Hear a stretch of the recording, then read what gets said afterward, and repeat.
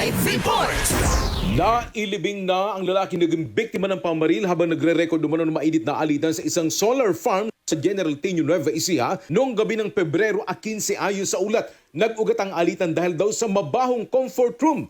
Ang biktima ay tinamaan sa tiyan at binti. Dinala siya sa lokal na ospital sa General Tino, ngunit hindi nakaligtas sa paglilipat sa kanya sa isang ospital sa Cabanatuan City. Ang labi ng biktima ay dinala sa Quezon City at inilibing na nga nung linggo ng umaga. Ayon sa investigasyon, ang grupo ng biktima ay mga tagapag-install ng solar panels habang ang grupo naman ng suspect ay subcontractors. Sinabi ni General Tino Police Chief Major Shariel Paulino, ang sumugod daw ay yung grupo ng biktima. Sila umano yung nanita, nakaramdam ng kaunting takot o kaba doon sa side ng suspect, kaya bumunot siya ng baril. Tumakas naman ng suspect gamit ang pick-up ng kasama, kaya't naglunsad ang manhunt operation ng pulisya. Natagpuan ng iniwang sakyan Santa Rosa noong Pebrero 16. Kasama ang mga walang lamang bala, inaalam pa ngayon kung lisensyado ang baril. Sinabi ng General Tino Police na haharap sa kasong murder ang suspect. Kasama mo sa RMN Nueva Ecija, Radyo Man Ace Blanca, Tatak RMN. RMN Network News!